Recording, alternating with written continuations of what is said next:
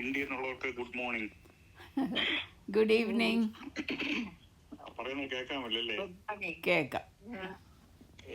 Anyway രണ്ടാഴ്ചയ്ക്ക് ശേഷം ഇങ്ങനെ ക്ലാസ്സിന് വരുവാൻ ദൈവം അനുവദിച്ചതിനായിട്ട് സ്തോത്രം ചെയ്യുന്നു. കഴിഞ്ഞ ഒരു വർഷം നമ്മളെ പലവിധ പ്രയാസങ്ങളുണ്ടെങ്കിലും ദൈവം വഴി നടത്തി. അതിനായിട്ട് നമുക്ക് സ്തോത്രം ചെയ്യാം. നമ്മൾ പ്രാർത്ഥനയുടെ ക്ലാസ്സിനിരിക്കുക. കഴിഞ്ഞ പ്രാവശ്യം വെളിപാട് പുസ്തകം 4-ാം അധ്യായത്തിൽ നിന്ന് വായിച്ചിട്ട് കാര്യങ്ങൾ പ്രതിപാദിക്കുകയായിരുന്നു.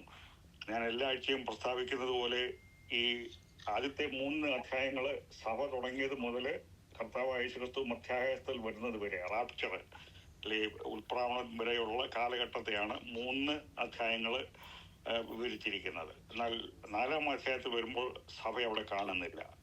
സഭ എന്ന് പറയാൻ നമ്മൾ ഉൾപ്പെടെ നമ്മൾ ആരും അവിടെ ഇല്ല. നമ്മളെല്ലാവരും സ്വർഗത്തിലായിരിക്കും. മരിച്ചാലും ജീവിച്ചാലും സ്വർഗത്തിലായിരിക്കും. മരിച്ചവര് ഇപ്പം നമ്മൾ മരിക്കുകയാണെങ്കിൽ, നമ്മൾ ആരെങ്കിലും മരിക്കുകയാണെങ്കിൽ കർത്താവ് യേശുക്രിസ്തു മധ്യാകാശത്തിൽ വരുമ്പോൾ അവര് മരിച്ചവർ ആദ്യമായിട്ട് ഉയർത്തെഴുന്നേൽക്കും. ജീവിച്ചിരിക്കുന്നവർ, നമ്മൾ ജീവിച്ചിരിക്കാതെ അതിനുശേഷം അടുത്ത നിമിഷത്തിൽ നമ്മൾ രൂപാന്തരപ്പെടും.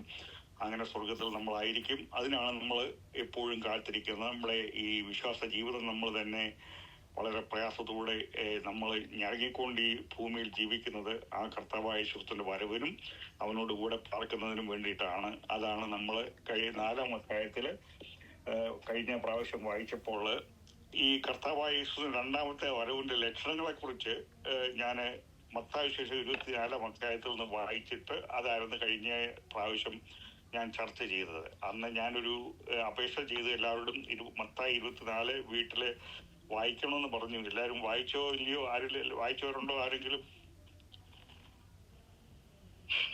2 ആഴ്ച കഴിഞ്ഞില്ലയോ? ഇപ്പം വായിച്ചതും മറന്നുപോയിട്ടുണ്ട്.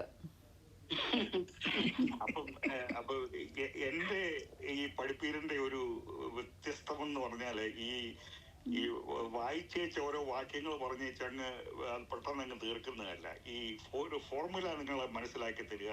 ആ ഒരു സബ്ജക്റ്റ് അത് മുഴുവനായിട്ട് അതിന്റെ ഉൽപ്പത്തി മുതൽ വെളിപാട് വരെയുള്ള ആ സംഗ്രഹം, ആ ഫോർമുല മനസ്സിലാക്കുക എന്നുള്ളതാണ്. അപ്പോൾ അത് ആ കാര്യങ്ങൾ മനസ്സിലാകും. 24-ാം അധ്യായത്തിൽ കാണുന്നത് നമ്മൾ കർത്താവായ യേശുവിന്റെ 2ാം വരവിന്റെ ലക്ഷണങ്ങൾ ആണ്.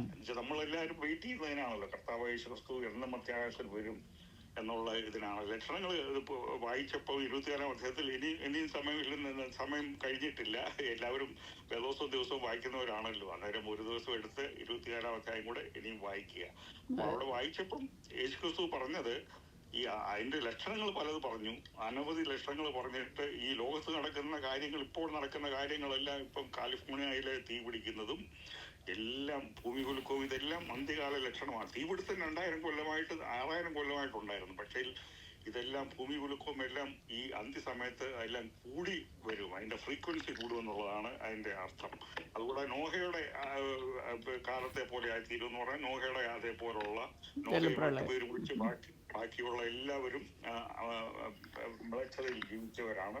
പിന്നെ ലോത്തിന്റെ നമ്മൾ വായിച്ചു. കഴിഞ്ഞ ആഴ്ച അതും നമ്മൾ ചർച്ച ചെയ്തു. ഹോമോസെക്ഷുവാലിറ്റി, അത് ഇപ്പോഴേ ട്രാൻസ്ജെൻഡർ, ഇപ്പം വന്നിരിക്കുന്ന വോക്ക്, ഇതെല്ലാം അവസാന ലക്ഷ്യത്തിന്റെ നമ്മൾ ഏറ്റവും അന്ത്യത്തോടടുത്തിരിക്കുന്നതിന്റെ ക്ലോക്കിന്റെ 12 മണി അടിക്കാൻ 3-4 മിനിറ്റ് മാത്രമേ ഉള്ളൂ. കർത്താവിന്റെ വരവേറ്റവും അടുത്തിരിക്കുകയാണ്.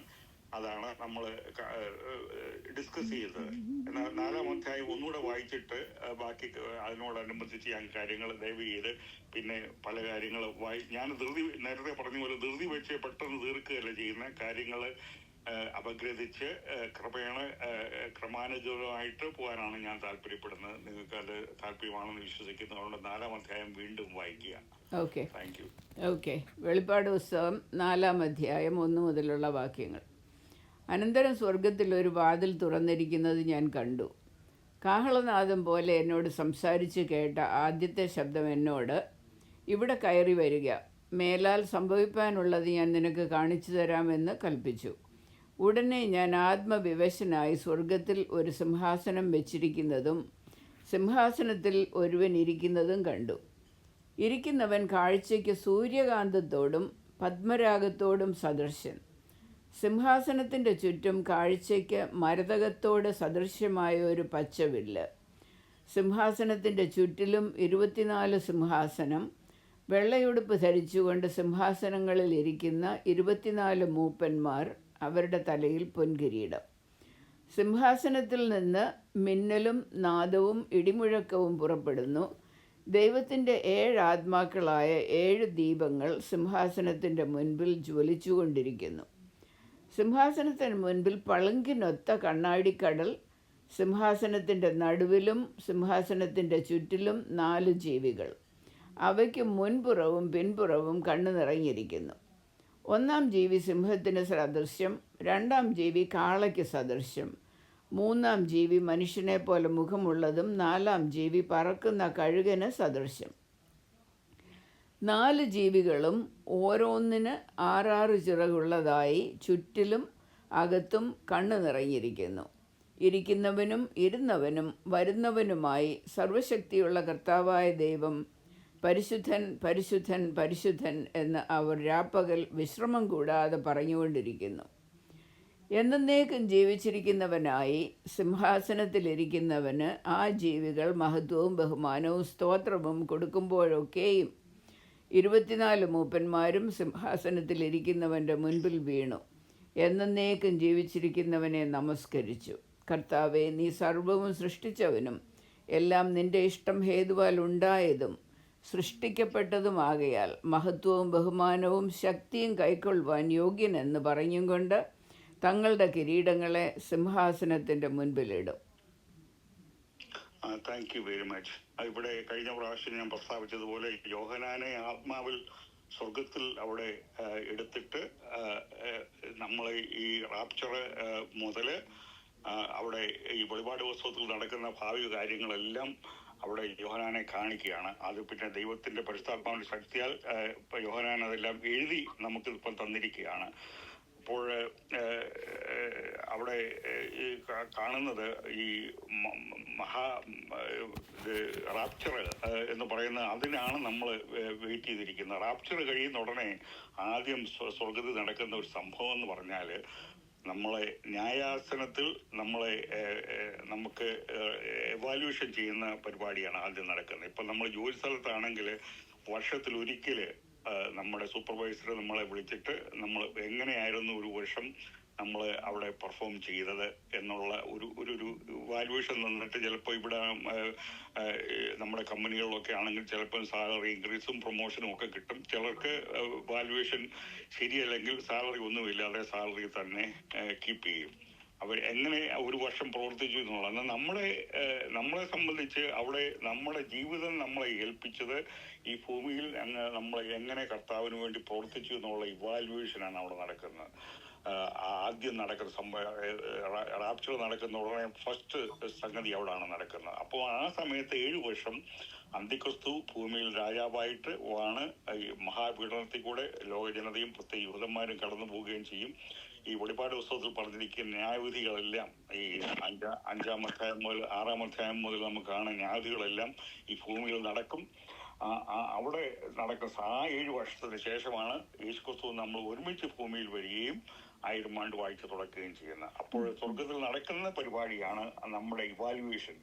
അന്ന് 2 കൊരിന്ത്യർ 5:10 മുതലൊന്ന് വായിച്ചാട്ട് അപ്പോൾ അതിനെ സംബന്ധിക്കുന്ന അതിനോട് ബന്ധപ്പെട്ട കാര്യമാണ്. നമ്മൾ സ്വർഗത്തിൽ ചെന്ന് കഴിഞ്ഞ് റാപ്ചർ ഉത്പാദനത്തിന് ശേഷം ആദ്യത്തെ ഫസ്റ്റ് സംഗതി 2 കൊരിന്ത്യർ 5-ാം അധ്യായം 10-ാം വാക്യം മുതൽ.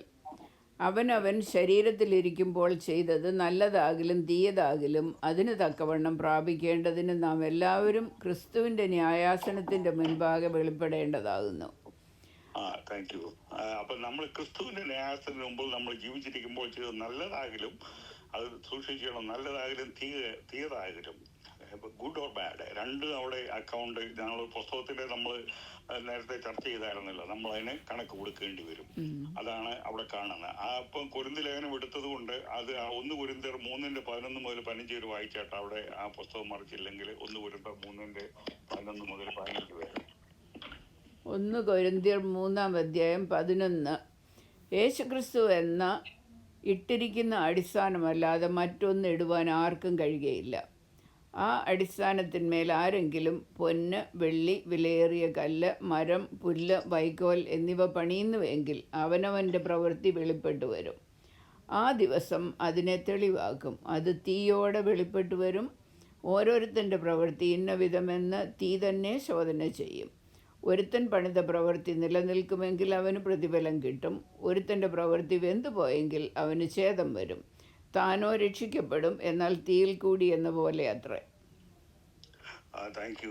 ഇതിൽ നമ്മൾ മനസ്സിലാക്കേണ്ടത് നമ്മുടെ ഇവാലുവേഷൻ അവിടെ വരുമ്പോൾ നമ്മൾ അവിടെ രക്ഷയുടെ ഇതല്ല, നമ്മളെല്ലാവരും രക്ഷിക്കപ്പെട്ടവരാണ്. എന്നാൽ നമ്മൾ രക്ഷിക്കപ്പം തീയുടെ അകത്തോടൊന്ന് കടന്നാൽ, പെട്ടെന്ന് കടന്നാൽ എന്തോ ചിലപ്പം ഇട്ടിരിക്കുന്ന വസ്ത്രമെല്ലാം കരിഞ്ഞ് നഗ്നരായിട്ടായിരിക്കും അങ്ങേപ്പുറേ പോകുന്നത്. അതുപോലെ തന്നെ ഇവിടെ മരം, പുല്ല്, വൈക്കോലെന്ന് പറയുന്നത് തന്നെത്താൻ കിളിച്ചു വരുന്നതാണ്. എന്നാൽ പൊന്ന്, വെള്ളി ഇതെല്ലാം ഖനനം ചെയ്ത് എടുത്ത് അതിൽ പണിതെങ്കിൽ മാത്രമേ അത് പൊന്നായിട്ടും അങ്ങനെയുള്ള ആഭരണങ്ങളായിട്ടും എല്ലാം വരികയുള്ളൂ. അതുപോലെ നമ്മുടെ പ്രവൃത്തിക്ക് നിലനിൽക്കുന്ന പ്രവൃത്തിയാണെങ്കിൽ അവിടെ തീ കൂടെ പരിശോധിക്കും നമ്മൾ ചെയ്തതിനെ കുറിച്ച്. അത് നമ്മുടെ ഈ വേദവസ്തുത്തിൽ അപ്പൊ അതിന്റെ ഈ കണക്കെങ്ങനെയാ, ഏത് ബേസിലാ എനിക്കിഷ്ടമുള്ള പോലെ ചെയ്ത് ഇത് ശരിയായിരിക്കും എന്നും പറഞ്ഞ് ചെയ്യുന്നതല്ല. വേദവസ്തുത്തിൽ അത് ഗൈഡ് ലൈൻ തന്നിട്ടുണ്ട് എങ്ങനെ ചെയ്യണമെന്നുള്ളത്. വായിച്ച് മനസ്സിലാക്കി നമ്മൾ അതുപോലെ പ്രവർത്തിക്കുകയാണെങ്കിൽ തീർച്ചയായിട്ടും പ്രതിഫലം നമുക്ക്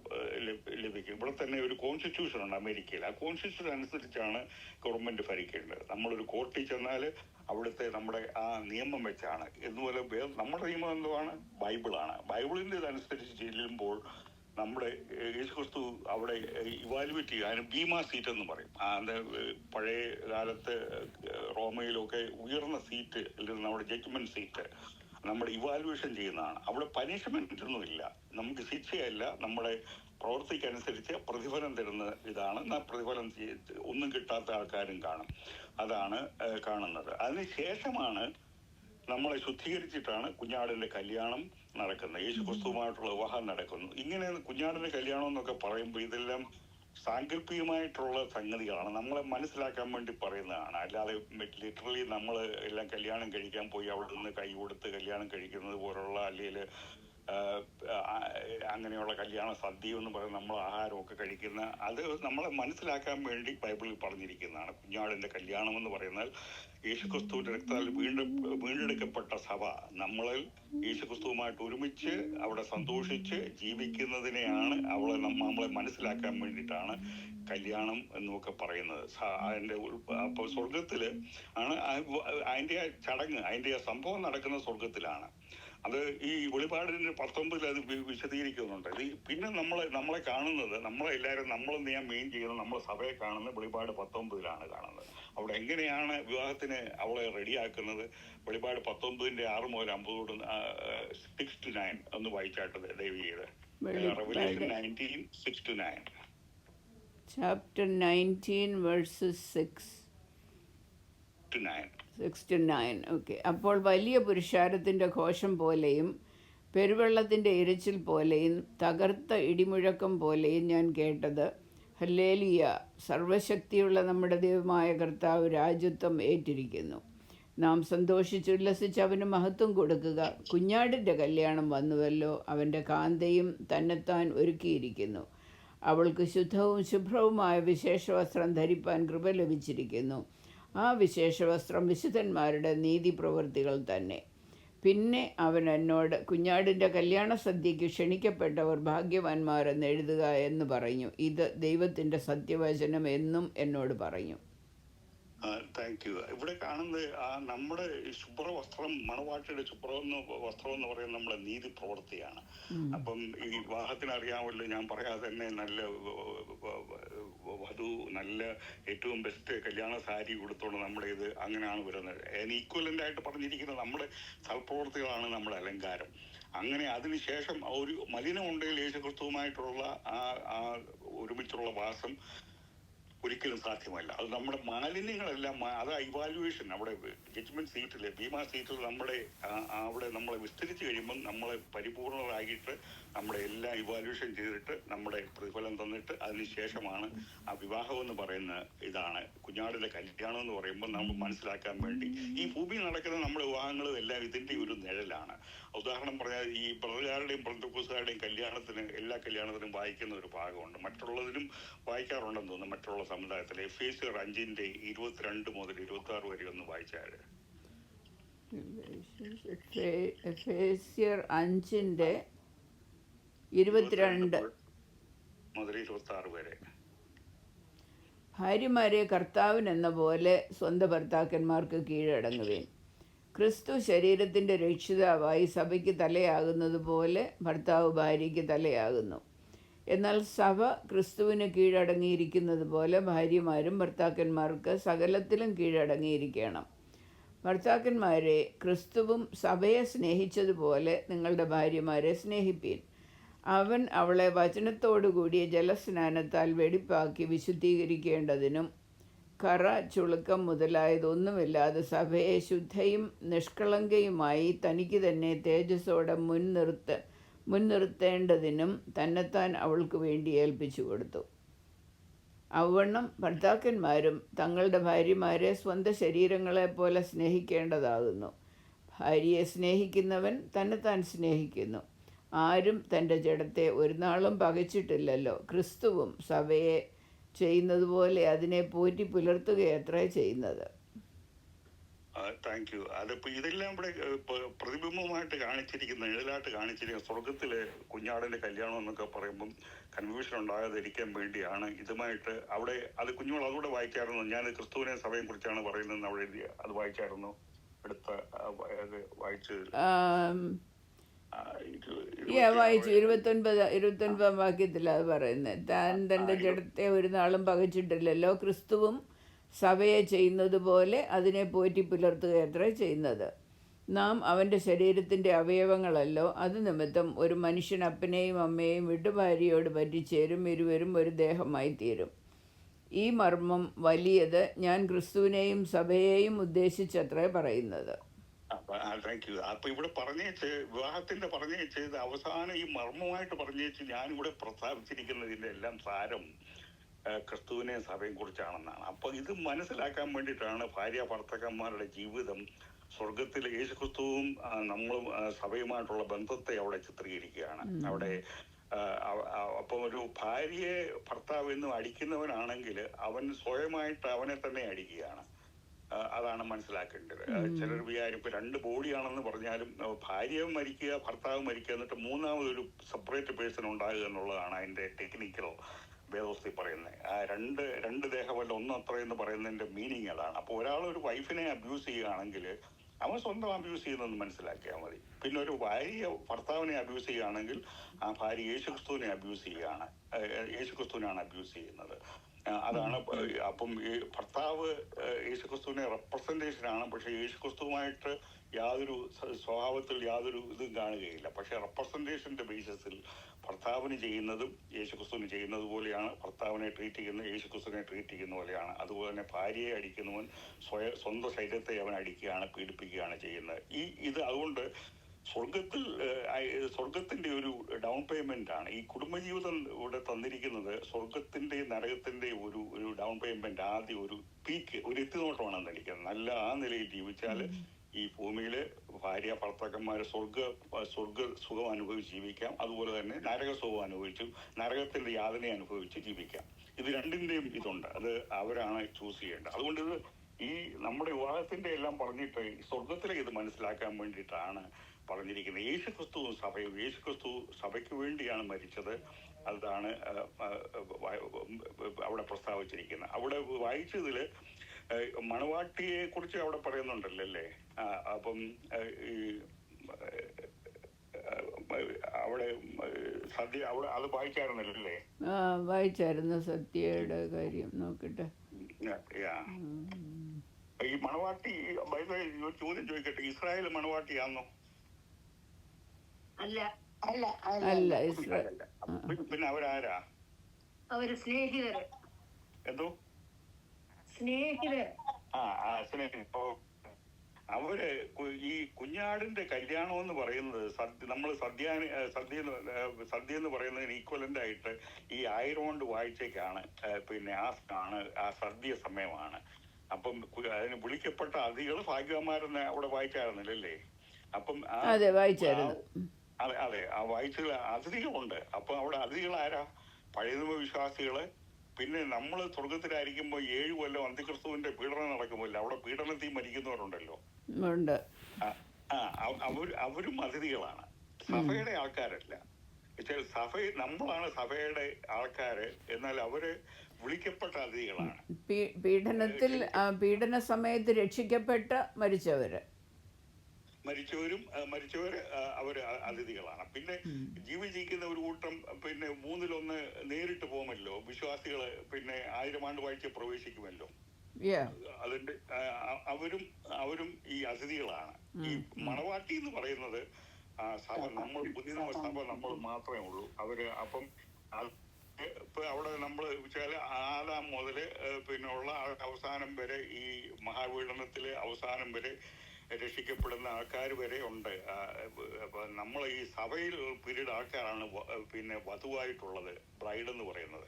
അപ്പൊ അവിടെ അബ്രഹാമുണ്ട്, ദാവീദുണ്ട്, ദാനിയലുണ്ട്, ജോസഫുണ്ട്, യാക്കോബുണ്ട്, മോശയുണ്ട്. അപ്പം അവിടെ അപ്പൊ ഈ അതിൽ ഏറ്റവും ഈ ചീഫ് ഗസ്റ്റ് ആരായിരിക്കും? നിങ്ങൾക്ക് ആർക്കെങ്കിലും ഒരു അതിനേലും ഒരു പറയാൻ ഗസ് ചെയ്യാൻ പറ്റുമോ?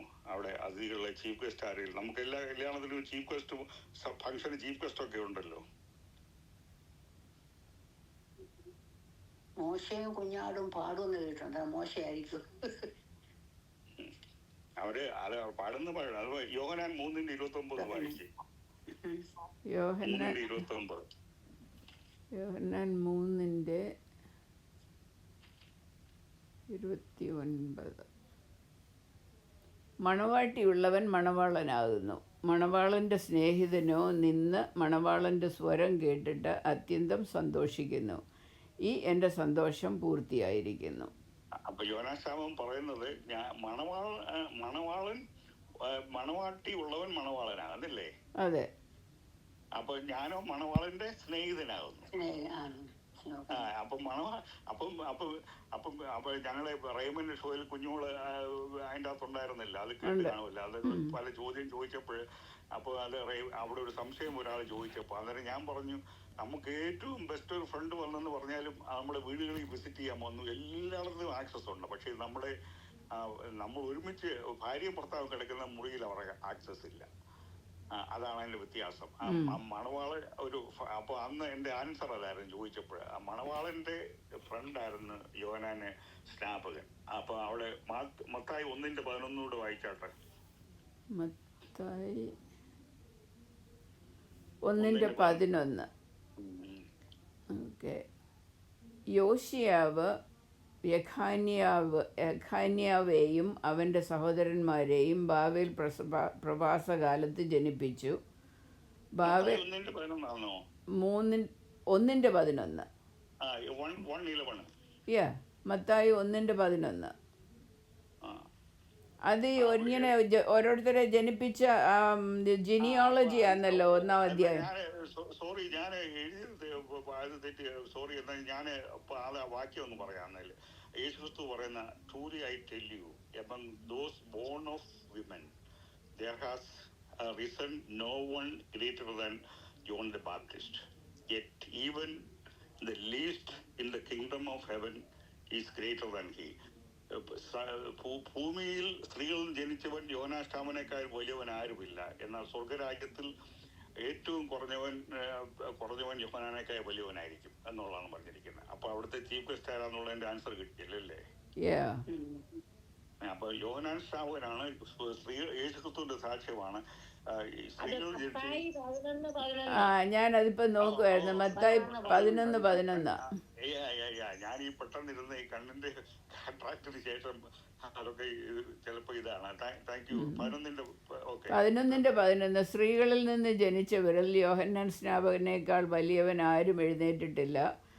സ്വർഗരാജ്യത്തിൽ ഏറ്റവും ചെറിയവനോ അവനിലും വലിയവനെന്ന് ഞാൻ സത്യമായിട്ട് നിങ്ങളോട് പറയുന്നു.